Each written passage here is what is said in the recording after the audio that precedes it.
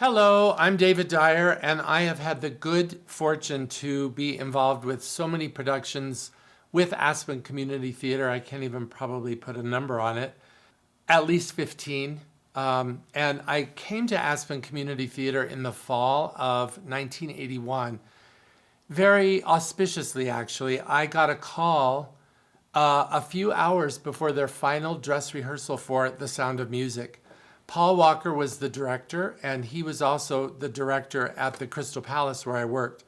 And he called it an absolute panic because the pianist who was supposed to play the production and in the pit was hit by a car that afternoon in the crosswalk down by the old Stage 3 movie theater.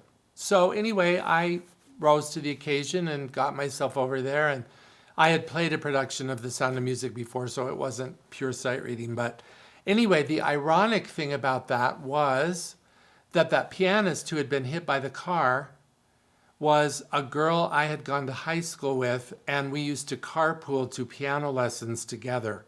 And we had lost track of one another during the time of college. So anyway, that was a way that we reconnected. She lived here for many years after that. But that was my first introduction into Aspen Community Theater, and did many, many shows over the years. And now I'm going to fast forward a couple of decades to a production of 1776.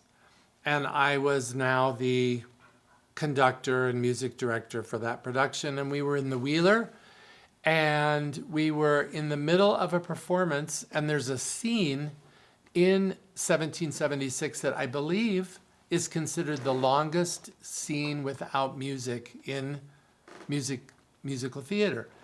I think the scene is something like 30 pages of dialogue before the next musical number. So anyway, we're all kind of sitting there waiting for our cue, waiting for the 20 minutes to go by of that scene.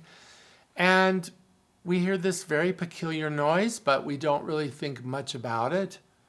And then we hear a noise that is unmistakable, and that is the sound of a toilet flushing.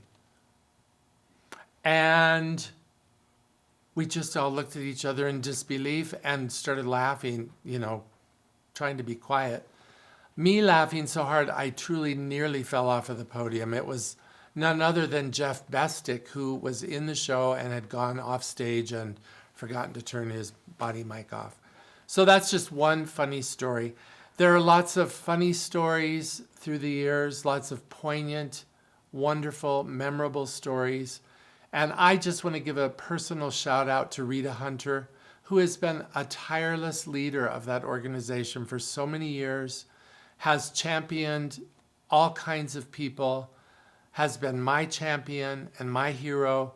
And here's to Rita, and here is to at least 50 more years of Aspen Community Theater.